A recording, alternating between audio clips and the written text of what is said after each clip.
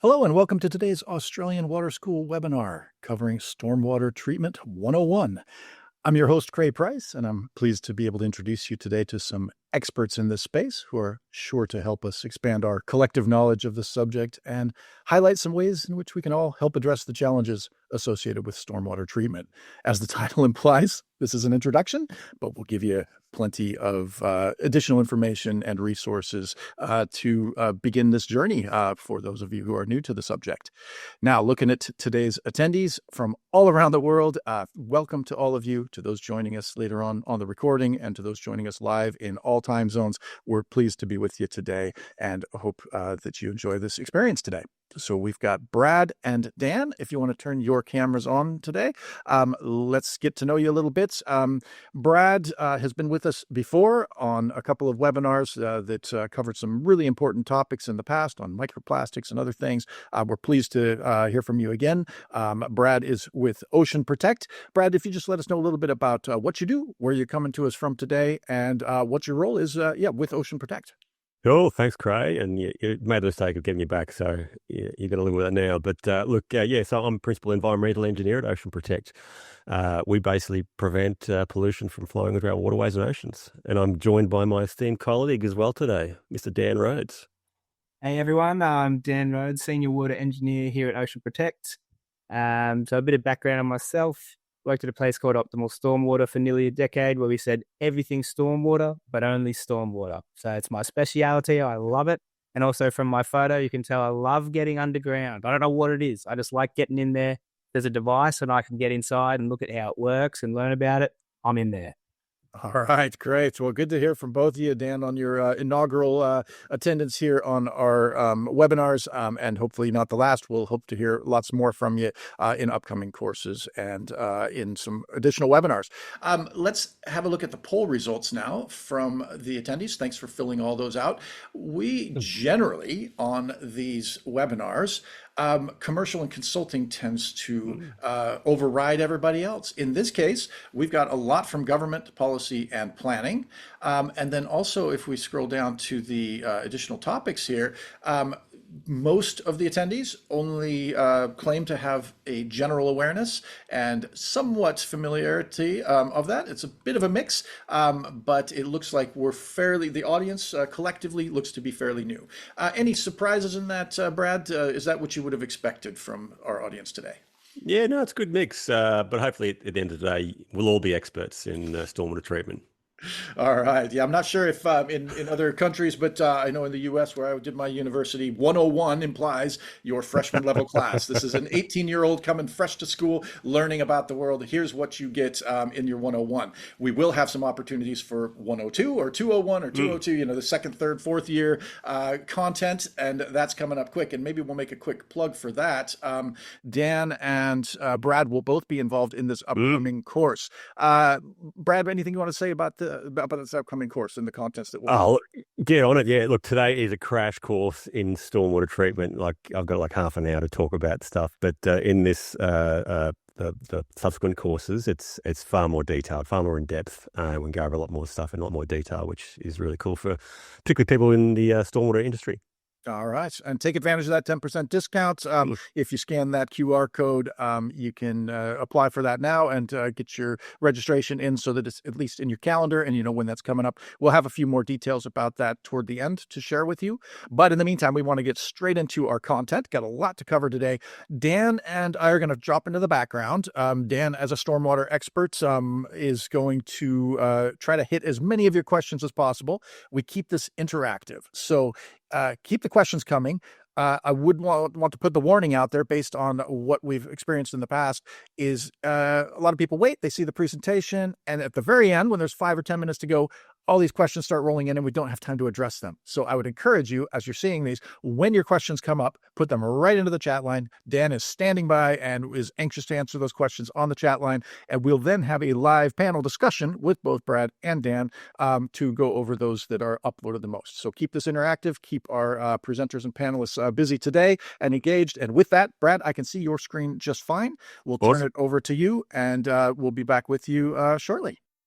And thanks, Craig. Thanks to everyone for giving up their time to hear about stormwater treatment. It's an amazing audience and diverse audience from all over the planet, from Bangladesh to Bendigo. And I saw someone from Bendigo, so that's where I'm originally from, so greetings. But I'm calling from Brisbane today.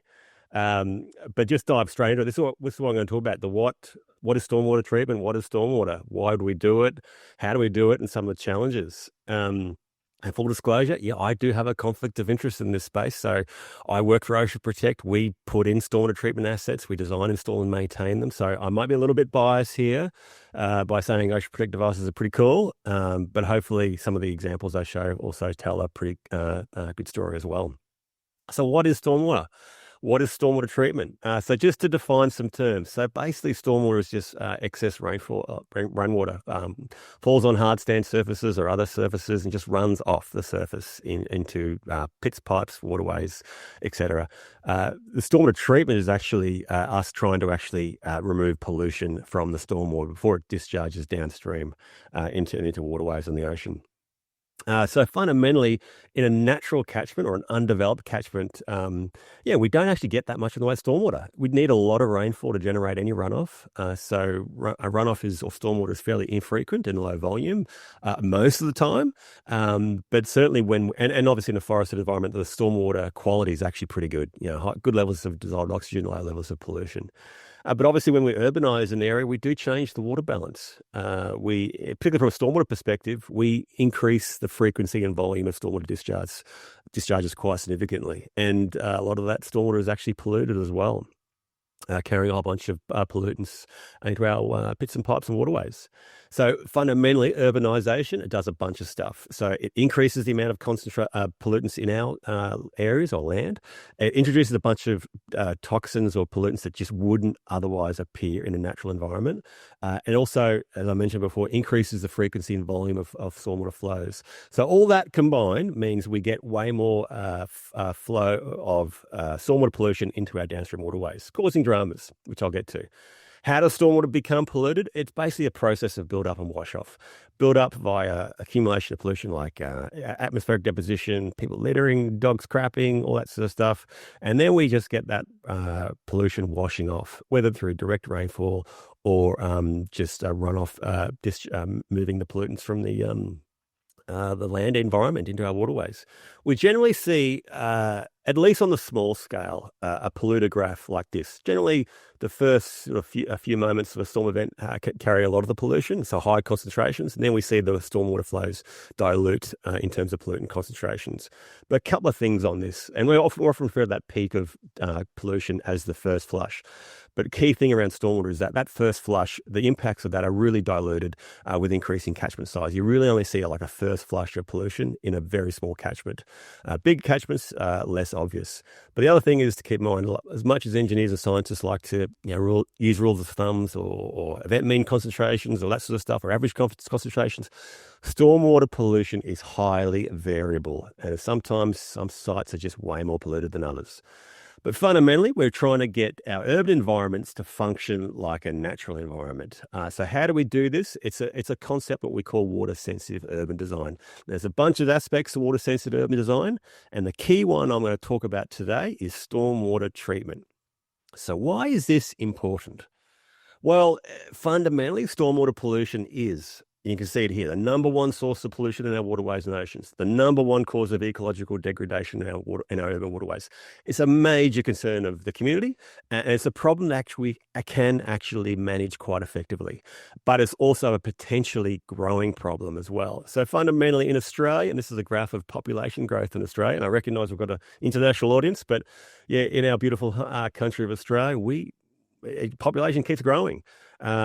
I'm calling from Brisbane today, as mentioned, and in our little corner of the world, in the next 23 years or so, we're going to have another 900,000 new homes, according to the Southeast Queensland Regional Plan. That is mind-blowing. So fundamentally, that pattern of urbanisation is often seen throughout the world because of increasing population growth, etc. I'm going to give it a reality check now. What does stormwater pollution even look like? Well, this is some photos of what we call gully pit baskets. So these are right at the ground surface in road environments, basically intercepting stormwater and capturing pollution right at the source. And you can see here, fundamentally, this is what stormwater pollution looks like. And we can remove that pollution after a while, etc. But as an example, this is just what we pulled out of 8 gully pit baskets in a very typical Western Sydney street. And those gully pit baskets were in the ground for just 5 months. So just 5 months, these 8 gully pit baskets, and there's thousands of gully pits around just Sydney alone. Just 8 gully pits collected this much pollution. So 850 pieces of plastic, 228 cigarette butts, and 130 kilograms of pretty manky sediment with a whole bunch of pollutants attached to it as well. So fundamentally, a lot of single-use plastics, a lot of dirt, a lot of pollution. And then you go down into the bigger end-of-line gross pollutant traps, and these obviously capture a lot of pollution as well. I'll talk to these a little bit later. But fundamentally, this is what we generally see in gross pollutant traps, the end-of-line gross pollutant traps. So this is data from a study in New South Wales, looking at a whole bunch of council-owned gross pollutant traps. Yeah, about 17% of the volume removed out of these GPTs was litter, so plastic items, etc. About 39% organics and about 44% sediment. Again, that sediment contains a lot of pollution as well, heavy metals, hydrocarbons, etc. And then if you look down the sort of filter cartridges, these are targeting much smaller pollutants. These and this photo here, for example, this is a storm filter cartridge. On the left is a clean filter media, which we call P-sorb media. On the right is basically used media. That's basically been in the ground or operating for about 3 years or so. And you can see just the contrast, the clean media on the left and the used media on the right. That used media contain a lot of fine particulate matter, hydrocarbons, heavy metals, etc. Often invisible to the sort of naked eye, but when you absorb it to a filter media, it's become very apparent. The key thing I want to show here is just stormwater is highly, highly polluted. This is a storm filter out of a shopping centre car park in Adelaide, just caked with hydrocarbons. So yeah, I've got lots of photos like this. This is a jellyfish tentacles, another proprietary stormwater treatment asset. This is them being installed, so brand new filters, and this is them being removed a few years later. So you can see how much pollution they capture just from stormwater. So this delusion that stormwater is clean is just completely misplaced in the vast majority of land uses. And the key message also again is stormwater pollution is highly variable. Some sites are just are dirtier than others. Some sites are clean, but certainly stormwater pollution loads are very, very variable. So what are the key pollutants? So these are probably the key ones from an urban stormwater perspective. And a bit of a question mark on this, because at least this is the traditional way of thinking. Key pollutants being sediments, nutrients, heavy metals, bacteria, and lead. But we're also seeing what we call emerging contaminants. So what are sediments? It's basically just dirt.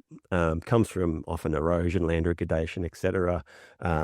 Nutrients, like nitrogen and phosphorus. Key sources are just roads. Basically, nitrogen falls from the sky in rainfall. So a lot of nitrogen in our atmosphere, that rainfall will act like a big wet scrubber, bring it to the ground, and have high elevated nitrogen concentrations in our runoff. Then you got obviously animal waste, fertilizers, etc. All contributing to elevated concentrations. Heavy metals, cadmium, chromium, nickel, lead, zinc. Key sources, basically generally where you get dirt coming from. So roads are a key source, even roofs for zinc in particular, atmospheric deposition, etc. Bacteria, as you might imagine, animal poo, basically. As a side note, one of my favourite topics. I can talk about poop all day, but I'll move on. The gross pollutants. Yeah, so gross pollutants is generally what we consider anything bigger than a 5 millimetre, like a cigarette butts. Key sources are obviously humans.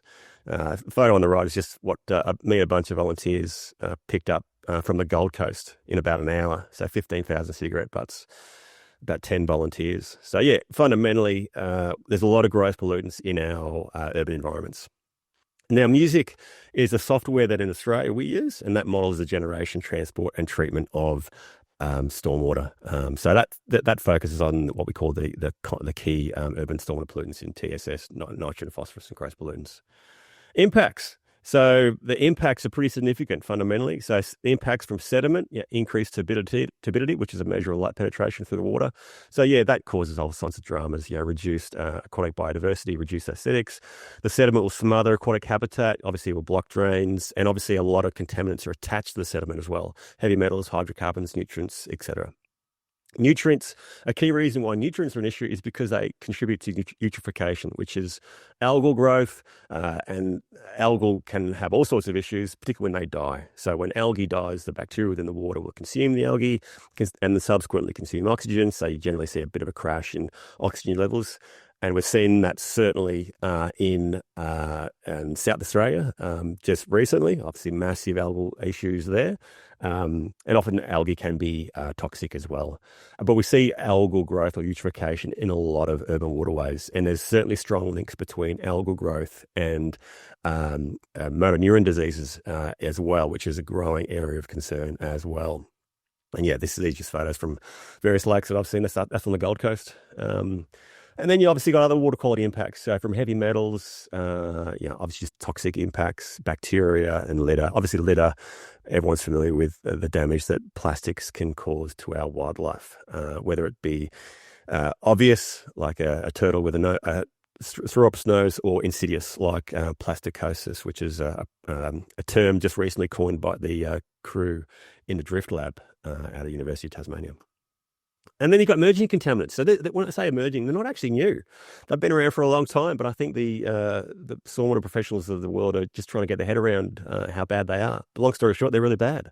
So we're finding a growing body of evidence that microplastics is causing human health dramas, whether it be increased cancer growth, Alzheimer's, etc. But fundamentally, stormwater is a massive source of microplastics in our waterways and subsequently probably us.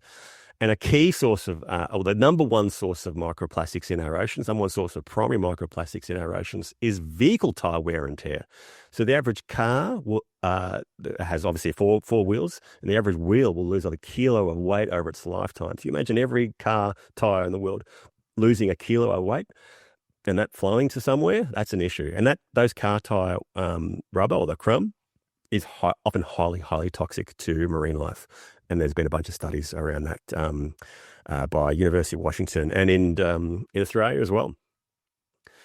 And then you got PFAS. And we did a AWS webinar on PFAS a couple of months ago, and we're doing another one in February. But fundamentally, PFAS is a massive problem, and it is in stormwater. It's basically everywhere.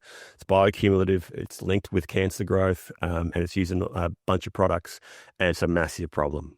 And it is definitely in stormwater. So fundamentally, stormwater quality impacts. Yeah, it's pretty bad news. It causes toxicity, reduced oxygen levels in our waterways and oceans, disease and stress. Looks pretty unattractive, and it blocks our drainage systems. And it's worthwhile noting that I'm just focusing on water quality impacts of urbanisation. There are other impacts, particularly that changed hydrology, the decreased low flow volume, the increased frequency and magnitude of high flows, etc. And fundamentally, we generally see that ecological values are very, very low. It's only really the hardy species that can actually tolerate such sort of harsh conditions, which obviously is no good for our ecosystems. And about this time you're going to, that's a bit of a bad news story, isn't it? Thanks, Brad, for ruining my day. But fundamentally, it's a good news story because we can actually do something about this problem. So what can we do? Well, thankfully in Australia and a lot of parts of the world, we actually have stormwater targets. So at least for new development in Australia and other parts of the world, you have to do what's considered best practice stormwater pollution mitigation. And as an example, in Australia, we have stormwater or best practice stormwater targets or stormwater pollution removal targets that you have to achieve for any development above a certain size. In Queensland, for example, they have a state planning policy. Any development above 6 dwellings or 2,500 square metres in size, you have to do what's considered best practice stormwater targets. Now, best practice is probably a term in inverted commas because I actually don't think they're actually best practice at all. They are probably just the bare minimum, but that aside, these are pretty consistent across Australia. Pollutant load reduction targets for total suspended solids, phosphorus, nitrogen, and gross pollutants. And you see those targets pretty consistently across Australia, albeit with slight variations, particularly around phosphorus. So how do we achieve these targets? Well, thankfully, stormwater practitioners have got a few weapons in their arsenal. And I'm just going to focus on the most common ones now. GPTs, Swales, buffer strips, basins, wetlands, bioretention, and proprietary assets. So gross pollutant traps, or GPTs, there's a bunch of different sizes and models and configurations, gravity separators, direct screens, indirect screens, etc. If I just focus on a very common one, and Ocean Protect do this, we do a version of a gully pit basket in the Ocean Guard. I think to date we've installed about 35,000 of them, so they're pretty cool, and they're very effective at removing pollution. Just very simply integrated into gully pits, whether new and old. You can have different bag options. We have a 200 micron filter bag, or we can use a more coarser bag, and these are really good at removing pollution. And they can be used in basically wherever you've got a gully pit, roads, car parks, etc. And like I said, they are really good at stopping pollution and storing it in a good environment where you can basically just remove the pollution, whether it's via a vacuum sucker truck or just manually chuck it in the back of a wheelbarrow or something. And you're generally looking to inspect those at least 3 months, maybe clean them out every 3 to 6 months, again, depending on how dirty your site is. Then you got, for example, end of pipe direct screens. Now, these are pretty commonplace in Australia. They do stop pollution, but they also block really quickly, and we see this time and time again with direct screens. They're really susceptible to blockage. A far better solution is what we call indirect screens. So basically, water comes in and creates essentially a vortex within the chamber, and basically water within the chamber has to change direction through a screen, and the cleaner water is discharged downstream, and the pollution is retained within a sump or chamber. And we have a version of this, what we call the Ocean Save. That's an Ocean Protect device, but there's other suppliers that do a similar technology as well. And yeah, same thing. They're used pretty much across Australia, often used upstream of other devices like bioretention systems or wetlands, or just to treat water prior to discharging out of a pipe into a waterway, for example. These are some examples of some installations. Come in all shapes and sizes, offline, online configurations. Moving quickly on to swales and buffer strips.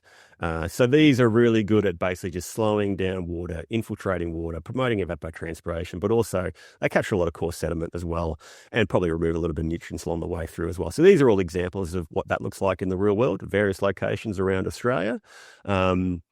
So the ones I showed before are more at source swales and buffer strips. This is more of an end of line swale, treating like a 16 hectare catchment.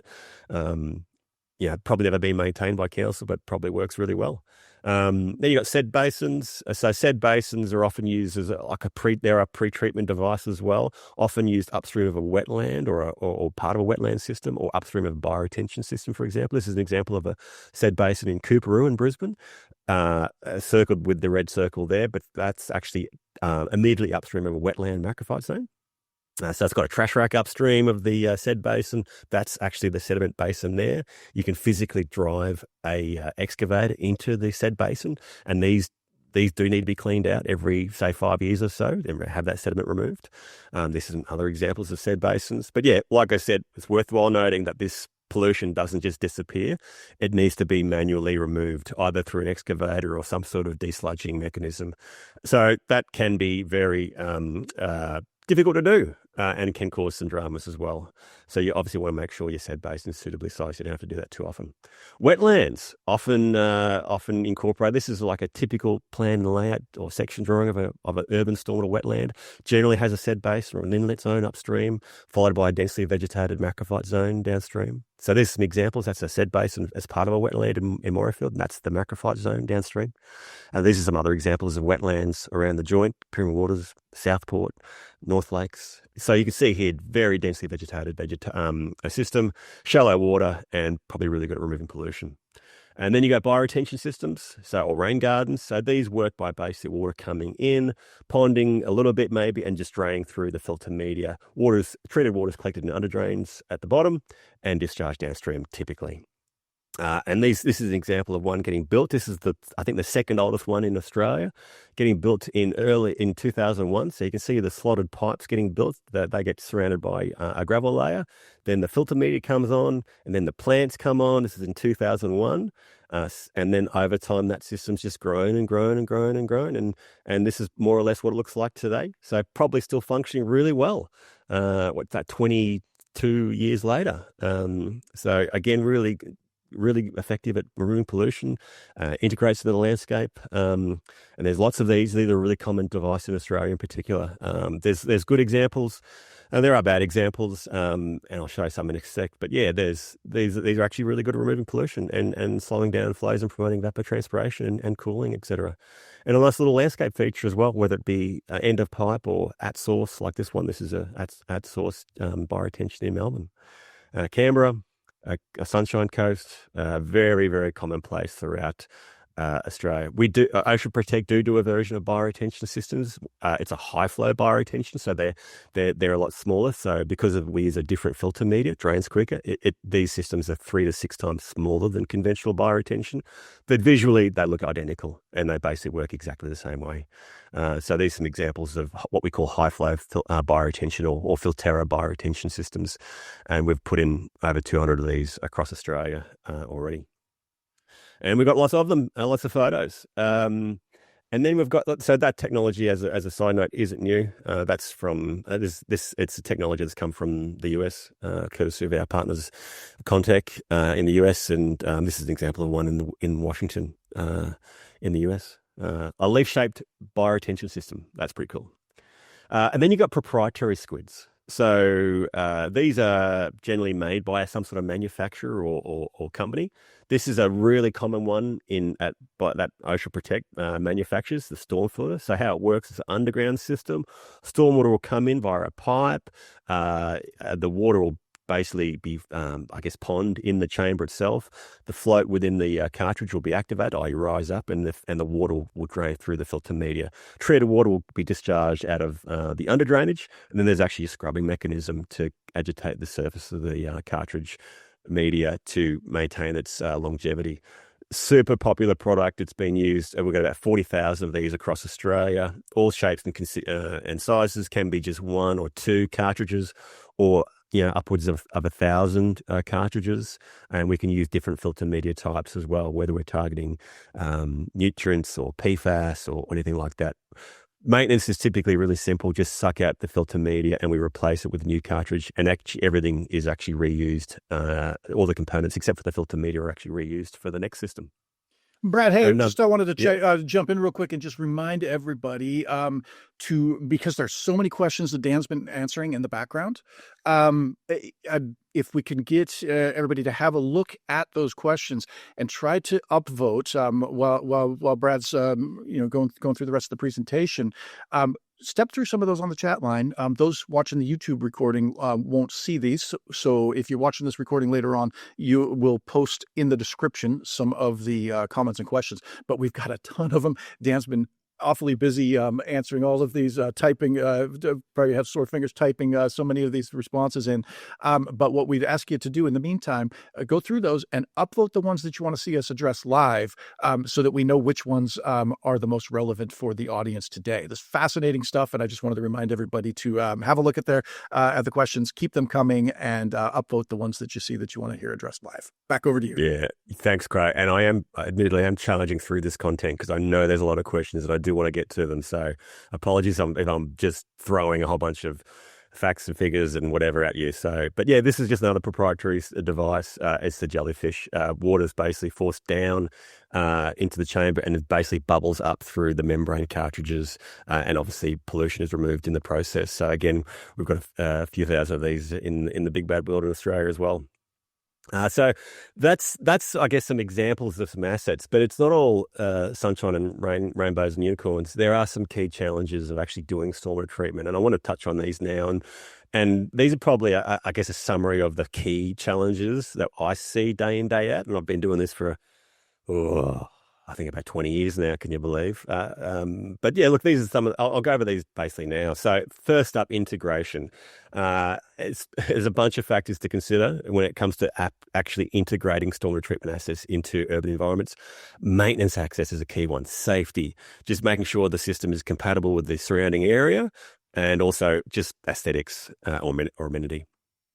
And look, it has to be said, as an industry, we've got some ugly stormwater treatment assets in the world. So this often engineers and some of the worst offenders will have a square hole, and if it's too deep, we put a fence around it. And this is not water sensitive urban design. And these are all examples of conventional bioretention system.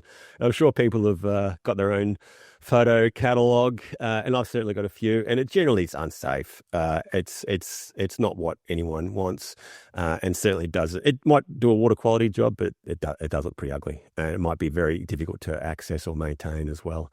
So certainly, I think we can do better often. And look, I've got a few photos, has to be said, and sometimes it can be really unsafe as well. Like, in this case, this is a shopping centre car park in Toowoomba, and there's a risk of someone just tripping over and cracking their head on that pavement and having all sorts of dramas. And sometimes it's easier just to fundamentally go underground, as in integrate your stormwater treatment assets underground where it can be appropriately installed. The above ground area can be used for whatever purposes, whether it's landscaping or a car park or whatever, and the system can still be appropriately accessed for maintenance. And we at Ocean Protect, we do this every day of the week. So yeah, this is an example of one of our trucks sucking out probably a storm filter chamber and getting it maintained. And then you got fundamentally the operation of the system. Does the stormwater treatment asset actually work? I.e., does it remove pollution? And fundamentally, water quality goes hand in hand with hydraulics or hydraulic design. And there's when we often put these stormwater treatment asset technologies and we have models and predict their performance, but there's a bunch of assumptions. It's essentially, number one, we assume the asset is in good condition. We assume the asset is actually appropriately fully utilized. And we also trust the performance claims of various individuals or organizations.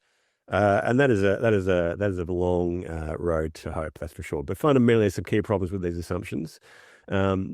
These are some quick ones. Pollution accumulates in assets, so they need to be removed. Often the system isn't appropriately utilized. There's some overstated claims, and a lot of assets don't get maintained properly.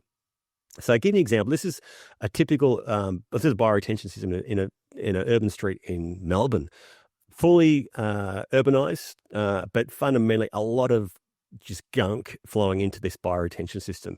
Everything from vehicle tire wear and tear, hair, gunk, all that sort of stuff. And that just physically that doesn't go anywhere. That blocks the bioretention system and needs to be manually removed. And this is a end of pipe bioretention.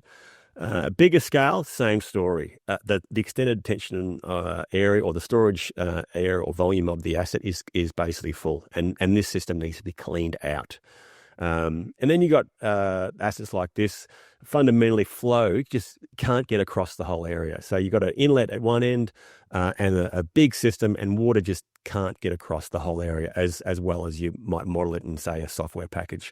And then you got stupid designs like this. The inlet, you can see the inlet here right next to the outlet. So this is supposed to be a vegetated garden bed, fancy bioretention system, whatever, but the water will just drain straight into the outlet. So complete waste of time. Then you got exaggerated performance claims, and there's a temptation just to believe what people say, or whether it's a proprietary asset or a non-proprietary asset. And sometimes there's a tendency to just, I want to believe it. But the key recommendation for me is to trust no one. And look, there is in Australia, we do have a few different ways of independently verifying the performance claims of assets. We've got what we call SQUIDEP, but that has its challenges, but it is something. And obviously various other councils have their own approval process as well, where they've basically reviewed the data or performance data themselves and come to a determination. And Blacktown City Council would be a leader in Australia in that regard. And then fundamentally, last but not least, is maintenance. All stormwater treatment assets must be maintained, and that means the regular removal of accumulated material. So to do that, if you're in council, you need to know where the assets are, you need to know what the assets are, and you need to have the appropriate resources to maintain them and manage them. And that's assets in private ownership or public ownership as well. If you want to know more about that, there's a jump on the Worcester Maintenance Compliance Framework website. So fundamentally, if you're going to put stormwater treatment assets in, for me, the key recommendation is to maximize the resilience of these assets. Make sure you get the design, construction, and establishment right. Make sure to the best of your ability that the assets will function as intended. Ideally, one group is responsible for all assets, and if it's a private development, council should be enforcing or mandating that you have to have a maintenance agreement in place before they get approval.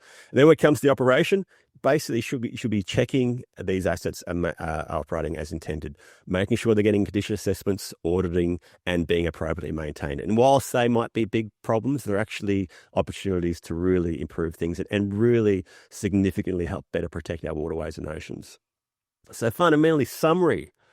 What is stormwater treatment? It's stopping pollution entering our waterways and oceans. Why do we do it? It's really, really, really important. And it's a problem that we can actually, like stormwater pollution is a problem we can actually effectively manage or reduce or prevent.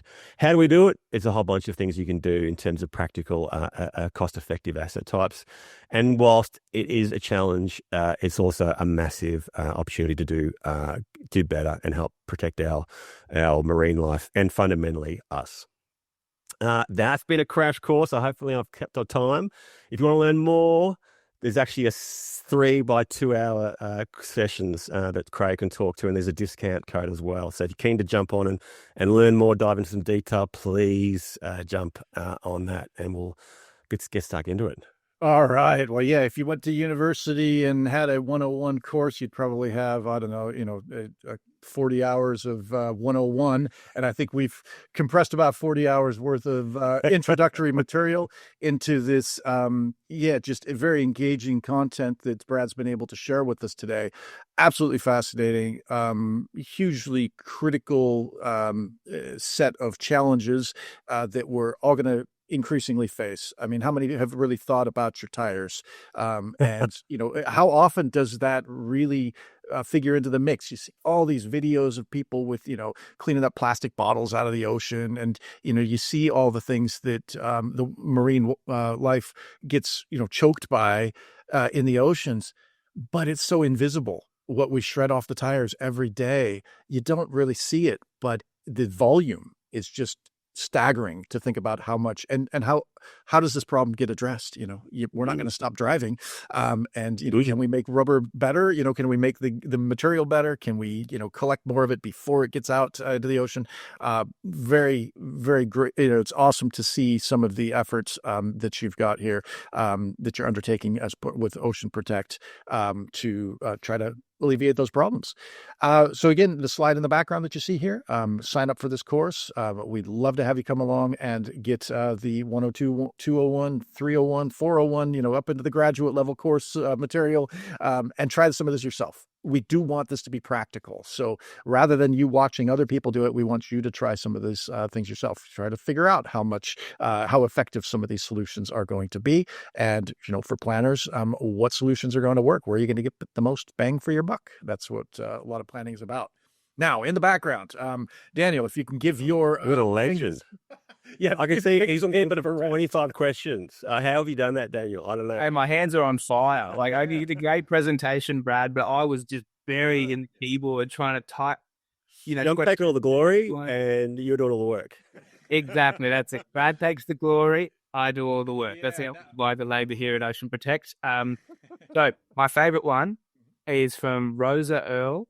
Is PFAS a stormwater pollutant you look at? And can it be removed from stormwater? Bradley. Great question. It certainly is a stormwater pollutant you can certainly analyse for, and it's certainly has been analysed, and it is in significant concentrations at various locations. You can remove it. So, and this is, again, bias here. Ocean Protect do have a technology to remove PFAS from stormwater. I actually think it might be the only technology in the world, but don't hold me to that. But we're doing a webinar on that in February, if I'm not mistaken, Craig, courtesy of you guys. But yeah, it's the radial flow PFAS filter. I can include a link in the chat, but it's an Ocean Protect device that removes PFAS from stormwater and can be used for groundwater treatment as well. All right. So Dan, you've handballed something over to Brad. We want to hear from you though, too. You were typing away in the background. Now let's give your fingers a rest and have you pick one to address from all the ones that you've answered so far and from the most upvoted ones. There are still another 25 questions outstanding. So let's give Brad the chance to type in some responses if possible. And then we'll come back to Brad for some verbal responses here later on. But Brad, have a look at some of those open questions that still haven't been hit yet. While Dan, we'll let you pick maybe your top 3 questions here of the ones that you have addressed to share with us live. Sure. Okay, so you're going to have to forgive my pronunciation. I'm going to absolutely butcher every. Oh, you don't need to mention names. Just say an attendee event so-and-so. Okay. So Ismail, Aragon, Insocesio, sorry about the pronunciation, but the question is, are there standards on the stormwater quality as effluent? Now, that's a great question. It really should be one set of standards. And the answer is no. So each council and water authority has slightly differing requirements, but generally all require a reduction in TSS, your total suspended solids, total nitrogen concentration, total phosphorus concentration, and your what we call anthropogenic litter, which is just a very fancy way of saying human-made litter waste. Coke cans, bottles, cigarette butts, all the things that end up in our stormwater network, and as such, without treatment, end up in our creeks and oceans. So to answer it, each council has a different standard. In Queensland here, if you go to Mackay, they want 85% reduction in TSS. And you go to Southeast Queensland, it's 80%. So everyone wants to be a little bit different. Everyone wants to be a little bit unique. And it does depend sometimes on the receiving environment. And sometimes it just depends on the mood of the bloke or person who wrote the standard. So it is a little bit different. But TSS, TN, TP, and gross pollutants, everyone agrees we don't want those. A couple of great questions. I can chime in. I'm just going to talk to them. Leonardo Fernandez Rio, who wins the best name of today, asked a question I get asked all the time. What is the average lifespan of filter media in rain gardens? And I've done a whole webinar on this, but in summary, provided the bioretention system is appropriately designed and stored and maintained, the system should never need replacement. So I can provide some further information to back that up. But yeah, long story short, you shouldn't have to dig up a bioretention, provided those things happen. You also asked the question is, what do you do with the sludge or sediment you remove out of bioretention systems? It depends. Generally, it isn't contaminated enough to be contaminated away, so it generally can be put to landfill.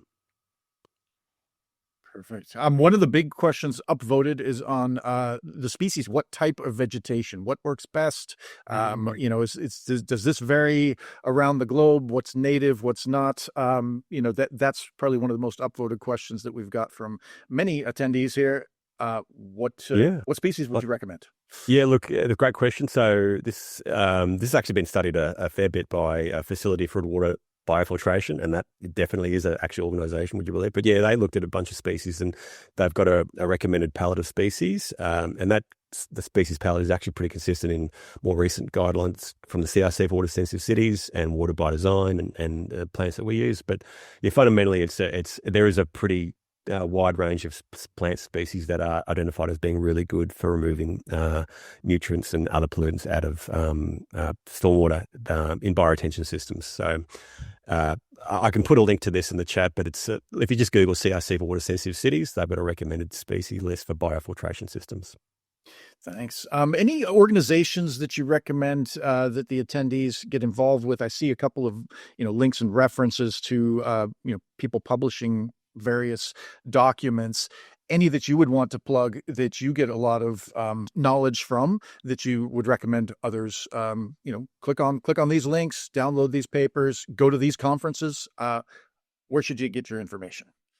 Bizarrely, and this is bias, it clearly is, but Ocean Protect, we do a lot of webinars. We do them once a month. They're not as cool as your ones, Craig, but it's all about stormwater treatment. We do a podcast as well, the only podcast on the planet that actually is about stormwater, Ocean Protect podcast.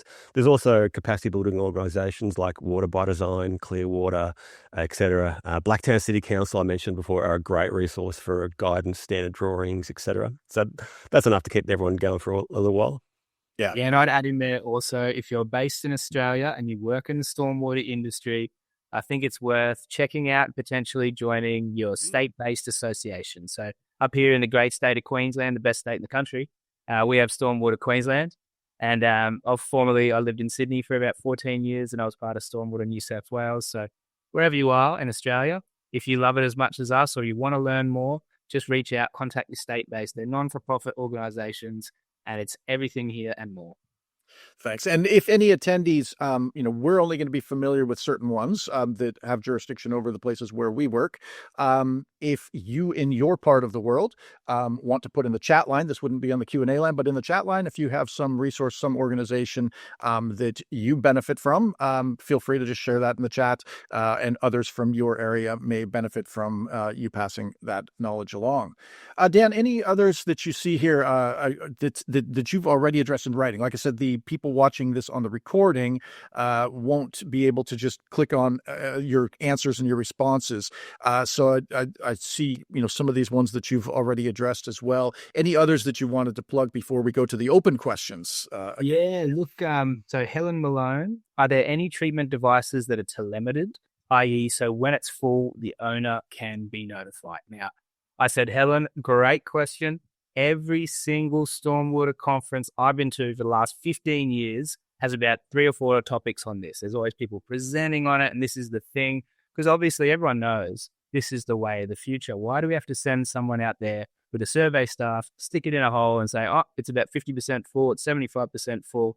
That, cost of inspecting versus the reward of if it's invested in properly to monitor remotely and then schedule your maintenance would absolutely, in an ideal world, be the way that we go. Now, we're in 2025. Is it here yet? Well, the answer is currently the technology finds it very difficult to measure the pollution underneath the water level. So if you have a wet sump GPT, for example, all the pollution goes in. Well, it should, depending on the device. But the pollution goes in. You have your floatable pollution. Cameras are very good at measuring that and say, okay, we have this much floatable pollution. When we go under the water level, when you have your neutrally buoyants and your settleables, all your sediments, everything, organics that waterlog and go down, the devices find it very difficult to find that pollution level in relation to the sump and then lay that back and say your device is 50% full. Is it impossible? No, we can send people into outer space. It's absolutely possible, but is there a technology out there that the cost versus the practicality of it exists yet? And the answer is, I haven't seen it. And whoever can come up with the idea, anybody in this chat, there's some brilliant people out there, a lot smarter than me. If you can come up with a solution to this, I would love to be a part of it. Just a 10% shareholder. That's all I ask. Someone's joined in M-Detect, Dan, so keep an eye on that. Quick Google. M-Detect. Bring it on. It's 2025. Why don't we have this yet? Well, I bet a bunch of people right now are, since you mentioned GPT, yours stands for a different GPT. I bet a bunch of people are just typing that into Chat GPT now, seeing if AI can come up with an answer for you and take it to rebrand on the opposite way. I'm just going to go to the most upvoted questions, if you like. So Kim Falster asked, have you considered including constructive floating wetlands as part of treatment? It is a nature-based treatment solution. So, yeah, look, I have seen examples of constructive floating wetlands. For me, the key thing is it's so much easier to remove pollution before it enters a pond or a waterway or an ocean. So obviously, floating wetlands are looking to suck pollution out of the water column. Again, it's so much easier to remove it before it gets into the water itself as well. I have seen them in place, and I'm just not as confident as I would be for stormwater treatment assets. But having said that, don't want to discredit them. And I think also just more generally, nature-based solutions, they do sound very, warm and fuzzy, but I think we need to recognise that we're often dealing with pretty nasty pollutants. And whilst nature-based solutions can be good, they can also act as ecological traps as well and make basically wildlife that are attracted to them quite ill. So again, my preference is to prevent pollution in a waterway, water body beforehand. Another question we get all the time is, and this is from Min Lee, do bioretention rain gardens require maintenance? If so, how often? Dan will probably chime in here, but fundamentally, all assets need maintenance, including bioretention systems. These rain gardens, bioretention, they're filters. Filters, if they're working, they're blocking stuff. And so fundamentally, that pollution, that accumulation of sediment, organics, whatever it might be, often needs to be manually removed. How often depends on the catchment loads coming in and how it's sized, whether there's pre-treatment, etc. But I know for Hornsby Council, the example I showed before, their maintenance regime is between cleaning them out between every 5 to 10, 15 years or so. Dan? Wow, it's a huge topic. I could talk about it. Hours came home, but look, Brad did touch on it. Bioretention is an online blocking filter mechanism. So when it's fresh out of the box, it's brand new, they just put it online, stormwater flows enter it, it treats 100% of its design flow. As it blocks and builds up with other pollutants, that treatable flow rate decreases over time. So after X amount of years, you're only treating 50% of your design treatable flow rate. These systems are good when they're working well, but they are highly sensitive. So everything we can do to protect them, which is unfortunately not widely understood across our industry, including pre-treatment, everything we can to give these things the best shot at keeping the treatable flow rate as high as possible. And they're also constant maintenance. These things just need maintenance. Everything needs maintenance. It's just how it is. And there was a comment just on that, following on from that, there was a question, and I'm sure I might find who it was from. It was someone saying any advice to small regional councils with no maintenance budget? The key thing I'd say is to maximise the resilience of, say, bioretention systems and wetlands is to actually put some sort of pre-treatment upstream. It is far cheaper to clean out a gross pollutant trap or a swale or a sed basin than it is to try and clean out sediment or sludge out of a wetland or a bioretention system. So if you're looking to save some cash, I'd be highly recommending pre-treatment. Save cash and maximise the resilience of these assets. And I'll add on that, if you are a small regional council and you don't have maintenance budget for your GPTs or your WUSIDs, I could go into a big thing about it, but there's a very logical way you can justify it based on your catchment areas, based on the pollution sump volume in your devices, times your maintenance costs. You get that figure, you take it to your higher ups and say, we need X amount of dollars to maintain our devices to prevent pollution entering the environment. And your bosses will say, no, you can't have that money. But they will increase that money every single time. So there is a method, but it needs to be quantitative. Talk to me, contact me, I can tell you the process. Or come along to the course, because we'll talk a bit more about that. You know, our typical audience for the Australian Water School, we tend to, because of our partnerships with Tuflo and others, we tend to focus a lot and have a lot of resources available for those trying to estimate and predict the quantity of water. How high will it peak? How fast is it going? How do we save, protect people from it? We have a lot of focus on that. This is more of an emerging topic that is equally as important, and we want to have more resources available to you on this. But if we can access the audience, as we saw in the poll results, those who are planners, those who are implementing these things, you can find out through this course, this upcoming course, what works and what doesn't. There are certain things, and Brad's got tons of these pictures. We've seen them in a lot of presentations. You put up some rack or some debris thing or some bag or something like that. It fills up instantly, in one event or, the beginning of the event, and then it equals out. Any debris coming in is just going over the top, and you've caused some flooding issues, on top of that by blocking these waterways with screens or something else. If we're not maintaining, it's not even doing a little benefit. It's actually having a detrimental effect on your flood levels. So come along to the course, and we'll cover a little more about the best practices, what works, what doesn't, where should the money be spent, and having some lessons learned from others. Not every small council needs to figure this out for themselves. You can look at some other things that have worked and haven't worked. So that's just another plug for the course. And again, for subscribing to this channel, our YouTube channel, and going to the Ocean Protect podcasts, we'd like to have our audiences, not unsubscribe from one to join the other. This is an overlap. We want you subscribing to both channels because it's equally important, and there's so many resources that we just wouldn't have time to cover that are available on some of the podcasts that Ocean Protect, our grateful sponsor for today, has got out there for you to learn from. So with that, we've got about 5 minutes to go. A lot of these written questions, we may try to hit some of them. Some of them, the answer will be come along to the course and learn more. We're not going to get through all of them today, but let's just go back through in the last couple of minutes here and highlight the most important ones. Well, the most voted was next question from Stuart Hallidan, talking about rainwater tanks. Basically saying, look, I've seen several studies showing the benefits.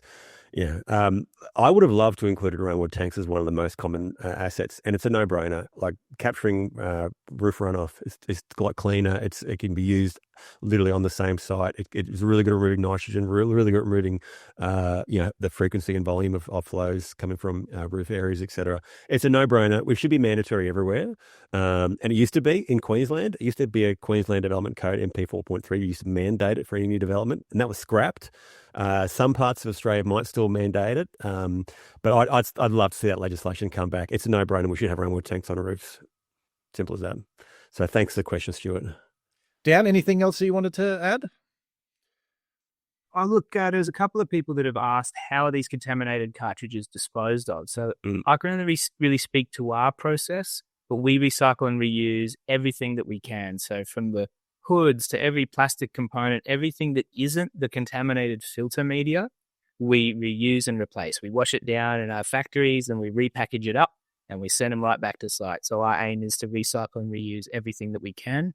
And we're actually, watch this space, because we're working on a way to potentially reuse and recycle the contaminated filter media. So watch this space. Perfect. Excellent. Well, what we'll do, we'll pull up a couple of slides here as we close things out, and we'll give you a chance to offer some closing remarks. Again, the name Ocean Protect may be a little bit deceiving. You might picture somebody who's involved with an organization called Ocean Protect. You know, they're out there floating around on these vessels trying to scoop stuff out of the ocean. Protecting the oceans starts way further upstream. So I hope you've got that today from our presenters, that we are protecting the oceans when we do things way upstream of the ocean outlets. That helps protect our oceans as well. So thank you so much for our sponsor, Ocean Protect today, for allowing us to collaborate with you and share some of those resources. And we look forward to further collaboration. You will get a recording link, again, as we mentioned, emailed to you. You'll get a certificate of attendance. You can get continuing professional development hours for those who need that for their licenses and for their registrations. You will get that sent to you and emailed to you once you've registered for one of these webinars. Do fill out the feedback survey in the end, and do come along to this course that's coming up.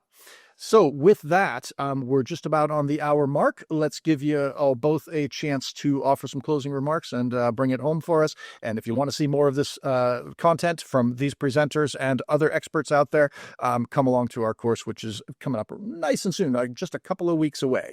So Dan, over to you. Any take-home comments that you wanted to leave the audience with today? Yeah, look, I might leave the webinar here with something quite salacious, I think. Now, what I tell people is... We like salacious, yes. Yeah. So the stormwater industry is akin to the roaring 20s. It's a wild place. There's no set standards. And, there's there's these guidelines in Australia that are trying to get everyone to answer to the claims that they make. So it's a very exciting and dynamic space to be a part of, because there's a lot of, pardon my language, but rubbish out there, let me tell you. So please come to the course, learn more. This is a great subject. It's very dynamic. It's changing every day. Get on board. All right. Sounds good. And I hope you can sense the passion from Dan and Brad, our presenters today. This is not just something we do as a little side job. This is something that we're all very passionate about, and sharing this knowledge with the industry is something that we see as a collective benefit to society as a whole, and to communities, and to our planet and the people who live on the planet. Brad, bring it home for us today. Look, a big thank you to everyone who's dialed in, giving up an hour to listen to me and Dan rabbit on about stormwater. We can do it for days on end, as you know, but and thanks for AWS and Cray for hosting us. It's a privilege to be here. And I have to say a very special thank you to Dan. He's been roped in at the last minute and has done an amazing job answering all these questions in the background. So well done to Dan. He's a guru legend. I know we've missed out a lot of questions, so we're going to do our darndest to actually do responses to each individual question to make sure that you guys get the answers to your questions. But in the meantime or after, feel free to reach out to Dan and me directly. We are lovely guys, and we can talk about stormwater all day, as I mentioned. So if you're keen to find out more, just reach out. But also, I highly encourage you to come along the course. A bargain, 10% discount, buy 2 tickets, give one to your mate. I'll see you there. All right, sounds good. Thanks for that. We'll see you all next time with the Australian Water School. Bye-bye.